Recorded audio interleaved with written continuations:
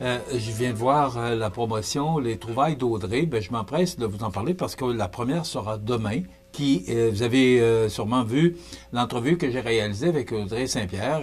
Audrey se joint à notre équipe et Audrey sera partout sur le terrain. J'ai pas besoin de vous dire que je suis étonnamment surpris de l'engouement que les gens d'affaires ont pour d'abord Audrey, mais aussi pour l'idée. C'est qu'Audrey, tout simplement, va se rendre dans les places d'affaires, va se rendre aussi dans des organismes, dans des entreprises, elle va aller partout. Des trouvailles, là, il y en a partout des trouvailles. Puis c'est là qu'on réalise tout ce qu'on peut trouver de beau chez nous. Alors, ça commence demain, les trouvailles d'Audrey. Je vous invite à regarder ça. Ça va être toute la période de l'été. Et si l'engouement se poursuit, ça va peut-être aller à l'automne, mais Audrey Saint-Pierre sera demain pour cette première trouvaille. Alors, je vous invite à être des nôtres demain dans l'émission Bonjour Côte-du-Sud pour les trouvailles d'Audrey. Un gala pour faire rayonner les femmes en politique municipale. C'est à l'occasion de ce gala reconnaissance tenu récemment dans la région de Chaudière-Appalaches que les partenaires de l'entente sectorielle de développement en matière d'égalité entre les femmes et les hommes 2024-2028 ont souligné avec éclat la contribution des femmes engagées en politique municipale et dans les milieux scolaires. Alors, c'est un événement à la fois festif et porteur d'avenir qui vise à reconnaître l'implication actuelle tout en inspirant la relève féminine. Bon, ce qu'on veut, c'est qu'un jour atteindre la parité, c'est au moins 50-50, que les femmes soient représentées tant, que les conseils municipaux, soient tant représentés par les femmes que par les hommes. Alors, c'est un vœu pieux. Je vous dirais qu'il y en a de plus en plus, mais là, quand on regarde les départs, il y a beaucoup de femmes qui quittent. Mme Plante à Montréal, on apprenait cette semaine Mme Caron à Cap-Saint-Ignace, et il y en a bien d'autres, là. Alors, reste à voir, les élections municipales ont lieu le 2 novembre prochain. Reste à voir comment va se dessiner nos conseils municipaux pour les prochains 4 ans. La formation professionnelle dans les régions de Québec et Chaudière-Appalaches est frappée de plein fouet par de nouvelles restrictions en immigration, alerte la Chambre de commerce et d'industrie de Québec et la Chambre de commerce et d'industrie du Grand Lévis. Vous avez dû vous poser la question lorsque vous avez entendu cette nouvelle-là dans le bulletin de nouvelles tout à l'heure. Oui, mais c'est Québec, Chaudière-Appalaches. Oui, mais je vais juste vous rappeler qu'on a un centre de formation professionnelle L'Envolée ici. Alors, ça nous concerne. C'est pas qu'ailleurs que ça se passe. Souvent, je vais prendre des nouvelles ou des communiqués presse ou de l'information qui rejoint la province de Québec, mais qui peut nous toucher. Ben, cette nouvelle-là nous touche parce que depuis novembre 2004, Ottawa a drastiquement réduit l'accès au permis de travail post-diplôme pour les étudiants en formation professionnelle. Le nombre de programmes admissibles, là, écoutez bien, il est passé de 188 à seulement 82. C'est 106 de moins, écartant plusieurs métiers en forte pénurie tels que la carrosserie. On va continuer à débosser les voitures, débosseler, ce que j'aurais dû dire. La cuisine, les restaurateurs qui manquent de main-d'œuvre. On a vu là, des restaurants qui viennent de fermer leurs portes faute de main-d'œuvre.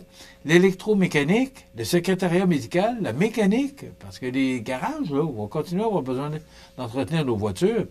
Un sondage mené en février 2025 par Éducation internationale révèle que 82% des centres de formation constatent une chute des inscriptions d'étudiants internationaux. Alors, on va poser la question au Centre de services scolaires de la Côte-du-Sud. D'ailleurs, on doit recevoir Mme Bégin là, au mois de juin. Pire encore, 67% des centres de la région affirment qu'au moins un programme ne pourra plus démarrer régulièrement faute de participants.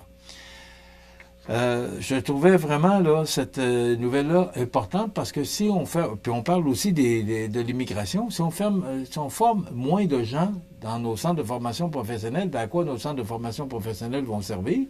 Puis aussi,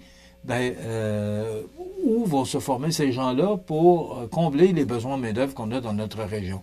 C'est drôlement important cette nouvelle-là. J'ai hâte de voir la région, comment va réagir la région à cette nouvelle-là.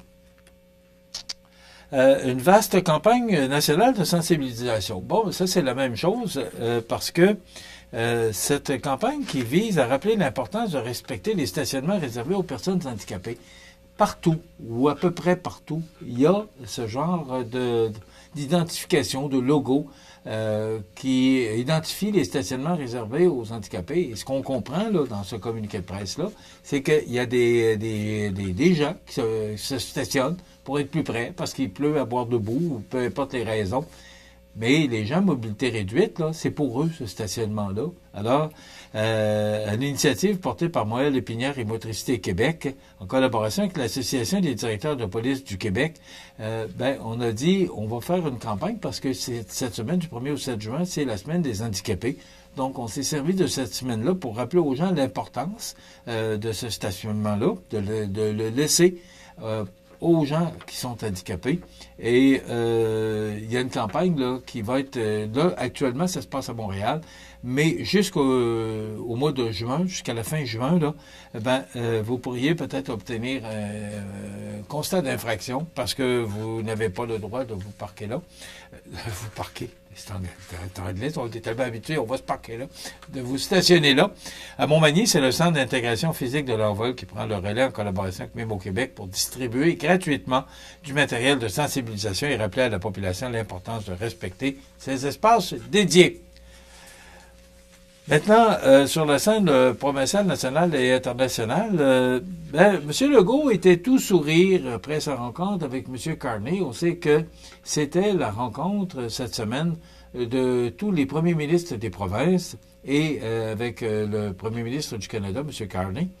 Je sais pas, Jean, est-ce que tu as pu sortir cette caricature? Non? Bon. Il y a une caricature d'Y dans le Journal de Québec ce matin que je trouve extrêmement drôle et on va vous la montrer dans quelques instants. M. Carney, M. Ford de l'Ontario et M. Legault du Québec, là, qui forment un trio vraiment là, tissé serré. En tout cas, c'est ce qu'Y nous démontre ce matin, puis c'est ce qu'on a cru comprendre. Parce que M. Legault demande à M. Carney là, de pouvoir payer là, pour la ligne hydroélectrique là, qui relierait Terre-Neuve au Québec. C'est l'entente récente qui a été signée avec Terre-Neuve. Et aussi, là, ce qu'on demande, M. Legault, oui, bien correct, là, on va te la donner, ta ligne, là, mais tu vas accepter qu'on passe un pipeline chez vous. Alors, ça reste à voir. Ouais, mais là, on va regarder l'environnement. Et là, la ministre de l'Alberta qui a dit... là, si ça ne fait pas, on va contourner le Québec. Et j'espère qu'on ne passera pas à côté de cette exclusivité, là, de cette opportunité. Voilà. Voilà, merci Jean. C'est la caricature des Grecs ce matin dans le Journal de Québec. Vraiment drôle. Alors, complètement à gauche, le ministre de l'Ontario, M. Ford, le premier ministre. À droite, M. Legault. Et au centre, le premier ministre du Canada, M. Carney. Des Américains là, qui veulent cultiver des fraises à l'année, c'est une nouvelle entreprise. On apprend ça sur la plume de Martin Jolicoeur du Journal de Québec ce matin que Spring Lane Capital, une entreprise de Boston, qui prépare le lancement au Québec d'un projet monstre de culture de fraises en serre capable de produire le fruit rouge à l'année. D'une superficie de 20 hectares, l'équivalent de 33 terrains de football, ce projet de 75 millions de dollars a déjà reçu l'appui de la municipalité de Plessisville, dans le centre du Québec, selon des informations recueillies par La Terre de chez nous, c'est dans le Journal de Québec de ce matin. Rapidement, là, Elon Musk attaque la loi budgétaire de Trump. Ce projet de loi budgétaire énorme, scandaleux et clientéliste est une abomination répugnante, c'est ce que dit M. Musk, qui commence à virer son capot de bord, permettez-moi l'expression. Demain, on aura comme invité, on aura la chronique, Cultiver sa santé mentale avec Mélissa Boilard. Et comme je vous l'ai mentionné, les trouvailles d'Audrey. Donc, c'est ce qu'on vous propose comme menu pour cette émission du jeudi 5 juin déjà. Mais voilà, c'est déjà complet pour notre émission. Je vous rappelle qu'on est en formule estivale jusqu'au 8 septembre. Alors, c'est 60 minutes au lieu de 75 minutes. Dans quelques instants, les avis de décès. Passez une bonne journée. À demain.